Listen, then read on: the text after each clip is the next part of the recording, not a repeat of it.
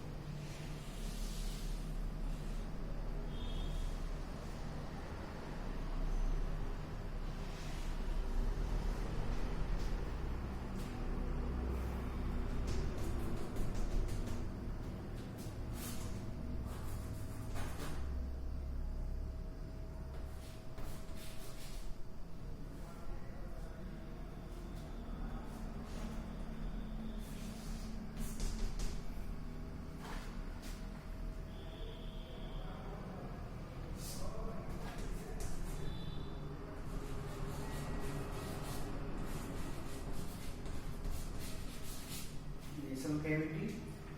This is your pharynx. ये oesophagus.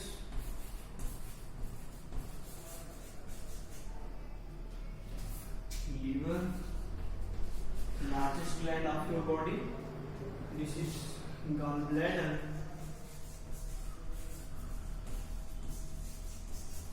This is your stomach.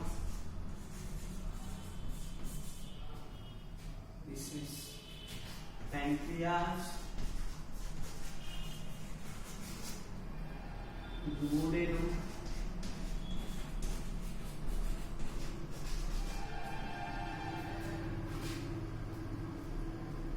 this is jejunum,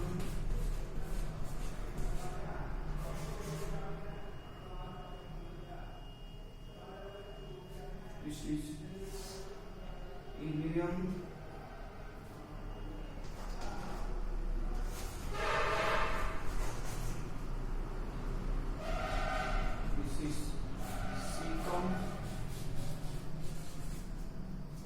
colon and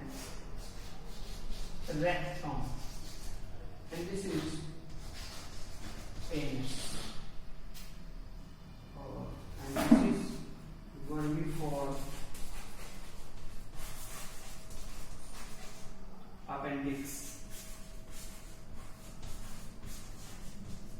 okay, अब देखते हैं भी कि डाइजेशन का जो प्रोसेस है, जो हमने 5 स्टेप में बताया था कि इंजेशन से लेकर इजेशन तक जो प्रोसेस होता है, यानी माउथ से एनस तक जो प्रोसेस होता है, वो डाइजेशन का वो कैसे कंप्लीट होता है. ओके, फर्स्टली जो इंजेशन प्रोसेस होता है, हम माउथ से क्या होता है भाई, फूड को एब्जॉर्ब करते हैं. जैसे फूड को एब्जॉर्ब करते हैं, यानी इंटेक ऑफ फूड को एब्जॉर्ब करने का जो प्रोसेस होता है उसको इंजेशन बोलते हैं. इंजेशन प्रोसेस माउथ में होगा. जैसे ही माउथ में फूड हम एब्जॉर्ब करेंगे, उसमें जो सलाइवरी एमाइलेज आपके सलाइवा में पाया जाता है, लार में पाया जाता है, वो उस फूड में आया हुआ जो स्टार्च रहता है, मन, उसको ब्रेक डाउन करता है सलाइवरी एमाइलेज, और सलाइवरी एमाइलेज उसको ब्रेक डाउन करने के बाद जो फूड रहेगा वो सलाइवा में मिक्सअप हो जाएगा. मिक्सअप हो जाएगा, just like a solid form में हो जाएगा.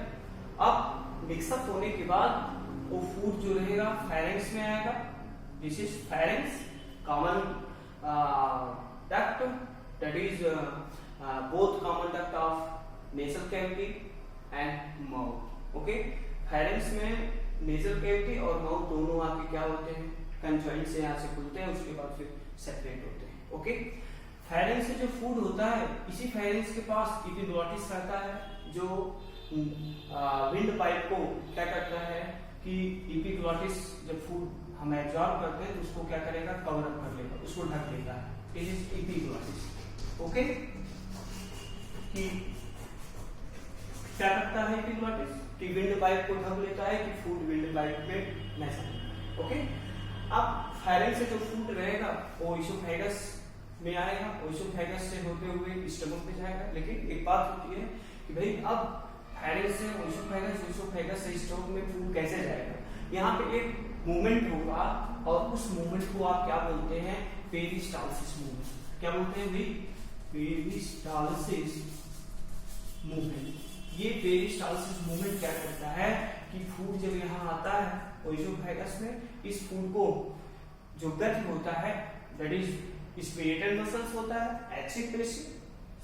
नॉट स्पिरेटल, अनस्पिरेटल मसल्स होता है, जो क्या करता है भाई कि फूड जैसे भी आता है कॉन्ट्रैक्शन स्टार्ट होता है और फूड आपका यहाँ से होते हुए स्टमक में जाता है.